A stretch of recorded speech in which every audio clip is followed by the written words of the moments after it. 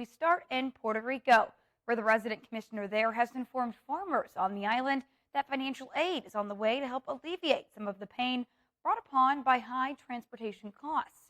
Our Francis Felix has the details.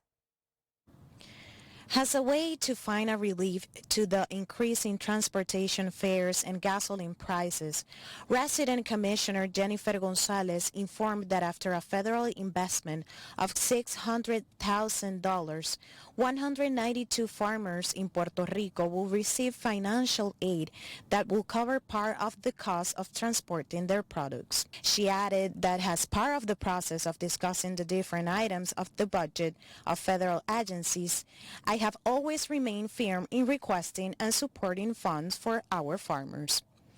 Similarly, the official indicated that she has submitted requests to maintain the necessary funds for the program for the reimbursement of transportation costs for farmers in geographically disadvantaged areas before the Subcommittee on Agriculture, Rural Development and Related Agencies Appropriations Committee. This benefit seeks to help eligible farmers outside the U.S., including those in Puerto Rico, offset a portion of the cost of transporting agricultural products or inputs used to produce over long distances. This year, 882 producers will benefit from the $2 million assigned to the program, of which $600,000 will go to the producers from Puerto Rico who have already requested the financial aid.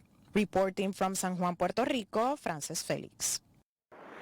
All right, thanks so much, Francis. Well, meantime, now to an update on a tragic story we brought you earlier this month.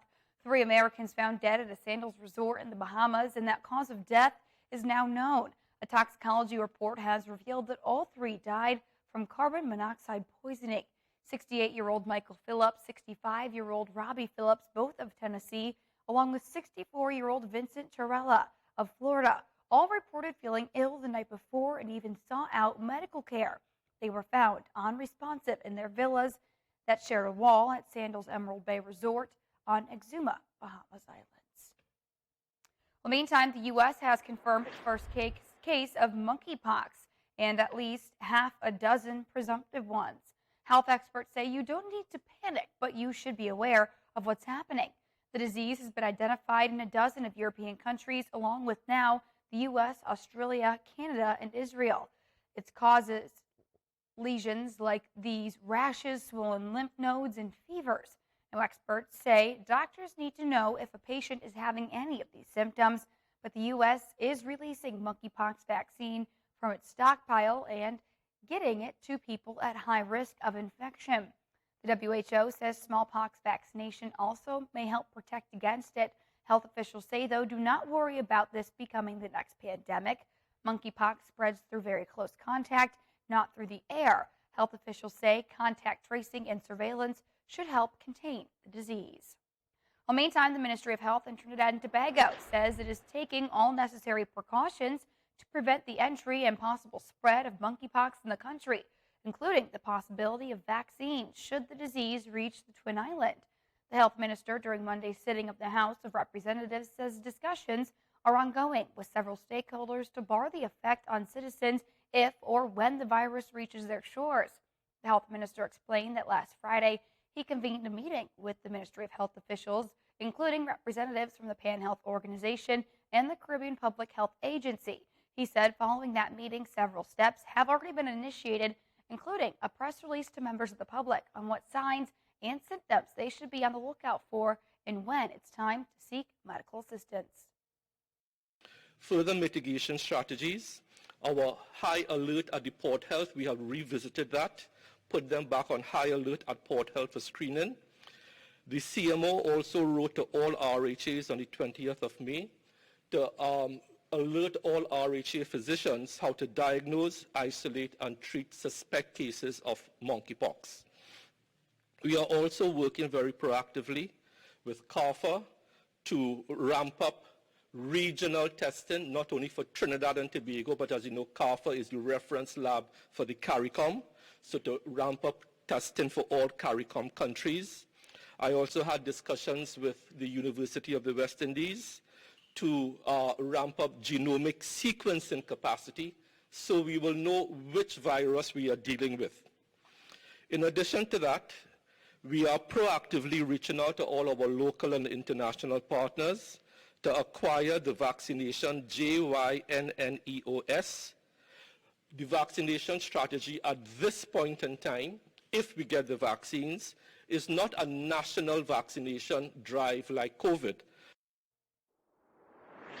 Well, switching gears now, political leaders in the Turks and Caicos have just passed a brand new budget. And today, our One Caribbean News' Deandra Hamilton has the details of what's inside. The Progressive National Party quickly passed a significantly boosted budget for the 2022-2023 financial year over just 2 days, ending on May 5th with the national debate. While boasting about the accomplishments of his government's first term, Deputy Premier and Minister of Finance E.J. Saunders announced that the government will be spending $388.9 million in the new fiscal period. Saunders explained where this fiscal year's extra $78 million, or 20% of monies, is going. $326.9 million will represent recurrent expenditures such as salaries and wages, $12 million for non-recurrent expenditure or one-off expenses, and $50 million for capital development such as projects, land acquisitions, and furniture, and these one-off capital items. Mr. Speaker, the growth in the economy has enabled significant investments in human capital development, infrastructure, tourism, public order, and safety. Through our targeted spending, we are supporting inclusive growth, sustainability, and security. At number 1 for spending is a new category called Economic Affairs. It includes infrastructure and commands, $103.7 million. Number 2 is on healthcare with $78.9 million. $67.3 million is for public order and safety. Fourth for expenditure is $62 million. Fourth for expenditure at $62 million is public service operations. And $37.5 million rounds out the top 5. It goes to education. The opposition leader, Edwin Astwood, rejected the boast, saying the people of the country are still not feeling the economic boom. They want to be here talking about people living their best lives. The economy is booming and how much money our country is making. But what about the real issues facing our people daily, Mr. Speaker? Mr. Speaker, I know many people throughout the Turks and Caicos Islands who are saying that they are not living their best lives.